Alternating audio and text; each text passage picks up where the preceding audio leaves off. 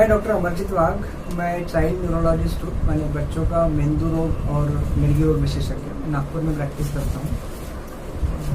यहाँ पे little brain centre के नाम से मेरा। बच्चों में मिर्गी होने के कारण बहुत अलग है। जैसे बड़े लोगों में कभी अगर एक्सीडेंट हो जाए या ब्रेन में कोई ट्यूमर आ जाए उसके कारण मिर्गी के लक्षण पाए जाते हैं, लेकिन बच्चों में मिर्गी के कारण बहुत अलग है। जैसे जन्म के बाद अगर बच्चा रोता नहीं है या जब बच्चा माँ के साथ है तो मदर को कोई इन्फेक्शन हो रहा है, जो इन्फेक्शन बच्चे तक पहुँचा जिसके कारण बच्चे के ब्रेन का विकास नहीं हुआ, या डिलीवरी के तुरंत बाद बच्चे को कोई इन्फेक्शन हुआ है, ब्रेन का इन्फेक्शन हुआ है जिसको अपन मस्तिष्क ज्वर बोलते हैं, उनके कारण अगर फीड्स आती है तो ये मिर्गी के कुछ लक्षण हम मान सकते हैं। उसी तरह जेनेटिक, जिसको आनुवांशिक, जरूरी नहीं है कि फैमिली में रन हो रहा हो, बट अगर उनके खुद के बच्चे के जीन्स इस प्रकार से है कि उनको मिर्गी की प्रवृत्ति है तो उनको फीड्स के लक्षण, मिर्गी के लक्षण आ सकते हैं। उसी तरीके से एक मेटाबॉलिक डिसऑर्डर हम बोलते हैं, माने केमिकल संबंधित समस्या है जिनमें केमिकल्स के कारण बॉडी में फीड्स आने की संभावना होती है। तो ये अलग अलग कारण मिर्गी के बच्चों में हो सकते हैं। फर्क एक तो कारणों में है जो मैंने बताया,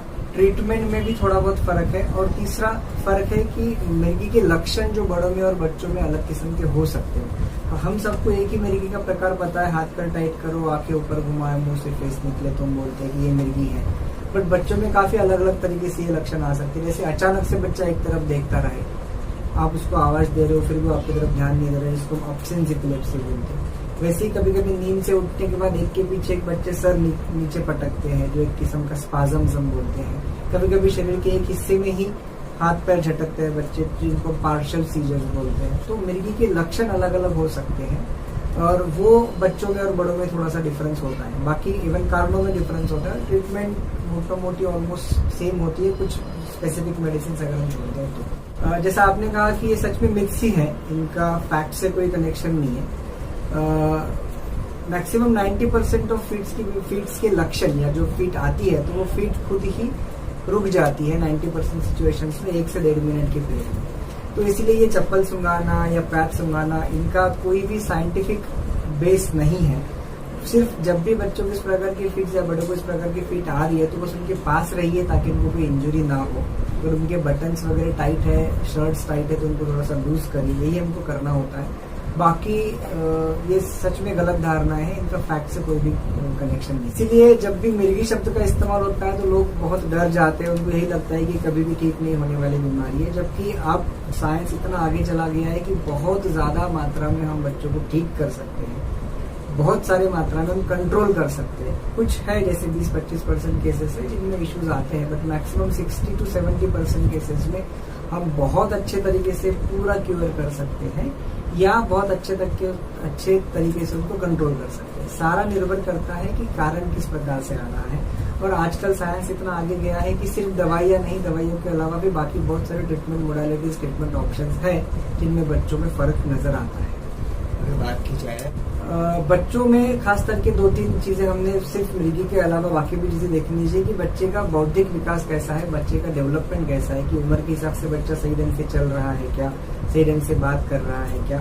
ये चीजों में अगर बच्चा पीछे है तो इन बच्चों को बाकी बच्चों की अपेक्षा मिर्गी आने की संभावनाएं ज्यादा है। जब भी कोई बच्चा, जैसे मैंने अभी बताया कि अचानक से एक तरफ देख रहा है, दिन में 5-5, 10-10 बार ऐसे कर रहा है, थोड़ी देर के लिए आपके साथ वो कॉन्टैक्ट नहीं मेंटेन कर पा रहा है, तो एक फीड का लक्षण हो सकता है। नींद में अचानक बच्चे उड़ जाते हैं और हाथ पैर टाइट करते हैं, आंखें ऊपर चढ़ाते हैं, मुंह से फेस निकलता है, ये फीड का दूसरा प्रकार हो सकता है। एक के पीछे एक बॉडी चमकना, वो भी फीड का एक प्रकार से लक्षण हो सकता है।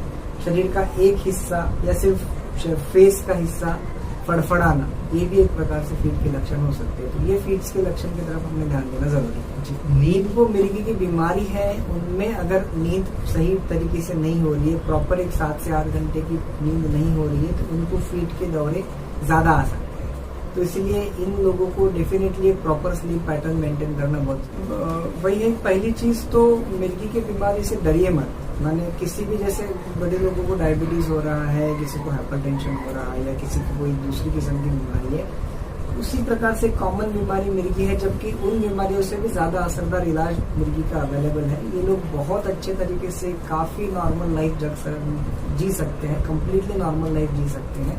सिर्फ यही है कि उनको सही तरीके से जितना जल्दी हो सके उतना उनको पहचान सके हम जितनी जल्दी हो सके डायग्नोसिस हम जल्दी बना सके, डॉक्टर्स को हम जल्दी दिखा सके, जो भी उनसे जरूरी इन्वेस्टिगेशंस करने की ज़रूरत है वो हम जितना जल्दी करके उनका इलाज अगर सही ढंग से शुरू करते हैं और रेगुलर इलाज करते हैं विदाउट फेल, तो हमें बहुत अच्छी इंप्रूवमेंट आती है। वही होता है कि हाँ, ये डेफिनेटली है कि इसका इलाज ऐसा महीना 2 महीने का नहीं है।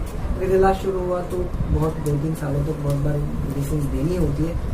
वो अगर हम सही तरीके से, बहुत अच्छे तरीके से करते हैं, कोई भी चीज़ अगर हम माने तो उसका इलाज करना आसान है। अगर कोई चीज़ हम नहीं मानते तो फिर उसका इलाज मुश्किल हो जाता है। तो पहला तो ये है कि हम मान लें कि भाई ये बीमारी है, तभी जाके हम आगे उसके लिए कुछ कर पाएंगे। तो ये डेफिनेटली ध्यान में रखना जरूरी है कि हम इलाज शुरू करेंगे तो डेफिनेटली हमको उसमें रिजल्ट दिखने वाले हैं। जैसे मैंने बताया कि मैं बच्चों का मस्तिष्क और मिर्गी रोग विशेषज्ञ हूँ, तो मेरे यहाँ पर इसी प्रकार के पेशेंट्स आते हैं जो फीट संबंधित, जिनको फीट्स आती है, जो ब्रेन के हिसाब से पीछे है, जैसे वो चल नहीं पाते, बात नहीं कर पाते, उनको कुछ ब्रेन इन्फेक्शंस होते हैं, कुछ मेटाबॉलिक डिसऑर्डर्स होते हैं। तो इन बच्चों का ट्रीटमेंट हमारे यहाँ होता है, जिनमें हम बच्चों का EEG करके देखते हैं।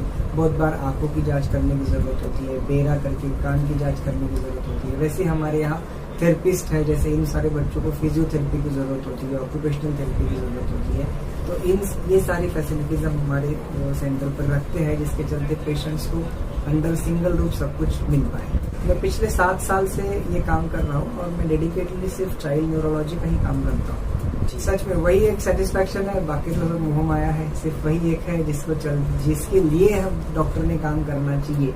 क्योंकि अगर मेरा पेशेंट ठीक होके जा रहा है तो वो जो सेटिस्फैक्शन हमें मिलता है वो उसका कोई कंपैरिजन नहीं है। तो और ये तभी होगा जब मैं प्रॉपरली मेरा काम कर रहा हूँ और पेशेंट्स प्रॉपरली अपनी ट्रीटमेंट कर रहे हैं। वो ट्रीटमेंट से बहुत ज़्यादा कंप्लायंट है ट्रीटमेंट से, जो ट्रीटमेंट छोड़ नहीं रहे बीच में। इन पेशेंट्स को बहुत अच्छे रिजल्ट मिलते हैं। हमको भी फिर वो अच्छा लगता है कि मेरा पेशेंट है, क्योंकि जो अपनेपन का जो भाव है वो डेफिनेटली बहुत कुछ कह जाता है। जी, नागपुर में रामदासपेट में स्थित हमारी प्रैक्टिस है, लिटिल ब्रेन सेंटर नाम से।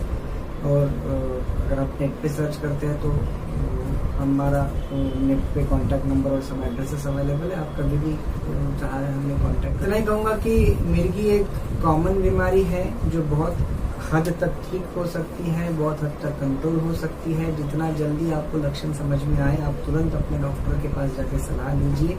जो भी इन्वेस्टिगेशंस और ट्रीटमेंट आपके लिए एडवाइस होती है उसको आप रेगुलरली फॉलो करिए। कोई भी गलत धारणाओं के ऊपर विश्वास मत रखिए, और जितना रेगुलरली आप ट्रीटमेंट करोगे उतना आपके बच्चे में बहुत अच्छा इम्प्रूवमेंट आएगा।